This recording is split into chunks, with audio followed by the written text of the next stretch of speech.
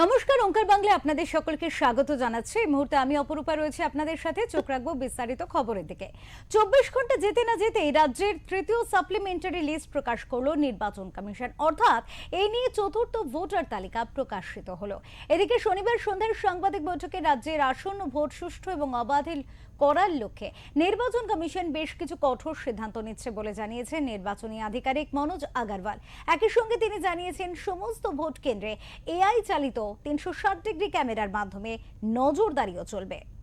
শুক্রবার রাতের পর 24 ঘন্টা যেতে না যেতে তৃতীয় সাপ্লিমেন্টারি লিস্ট প্রকাশ করল নির্বাচন কমিশন। যদিও আগের দুটি পর্যায়ের মতো এবারও তথ্যগত ধোঁয়াশা অব্যাহত। 23শে মার্চ বিবেচনাধীন ভোটারদের প্রথম সাপ্লিমেন্টারি লিস্ট প্রকাশিত হয়।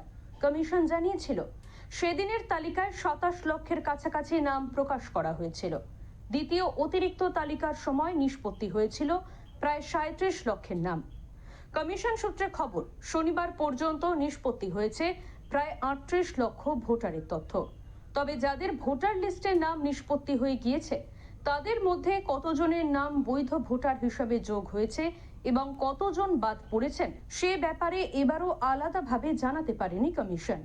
ভোটার তালিকা নিয়ে স্পষ্টভাবে কিছু না জানালেও এদিন সাংবাদিক বৈঠকে আসন্ন নির্বাচন নিয়ে বেশ কিছু কঠোর পদক্ষেপ যে নিতে চলেছে কমিশন সে ব্যাপারে মুখ খুলেছেন রাজ্যের নির্বাচনী আধিকারিক মনোজ আগরওয়াল। না, কেউ মোবাইল থেকে ঢুকবে না। এবার কালীগঞ্জে যে ইলেকশন করেছে ইসিআই গাইডলাইন ছিল একই মোবাইল ফোন যাবে, কোন পোলিং এজেন্ট থেকে যাবে না, কোন যে আছে পোলিং অফিসার কাছে থাকবে না, শুধু প্রিসাইডিং অফিসারকে ইসিআই নেট জন্য, আর প্রিসাইডিং অফিসারকে যদি কোনো সাহায্য লাগবে বাইরে যেটা আছে ওটার জন্য কন্ট্রোল রুম থেকে আমি ফোন করতে পারবো ওখান থেকে।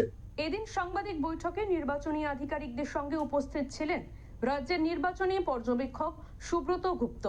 তারা জানিয়েছেন এবার সমস্ত নির্বাচন কেন্দ্রে এআই সক্ষম 360 ডিগ্রি ক্যামেরা থাকবে, যার মাধ্যমে খুঁটিনাটি নজরদারি চালানো হবে।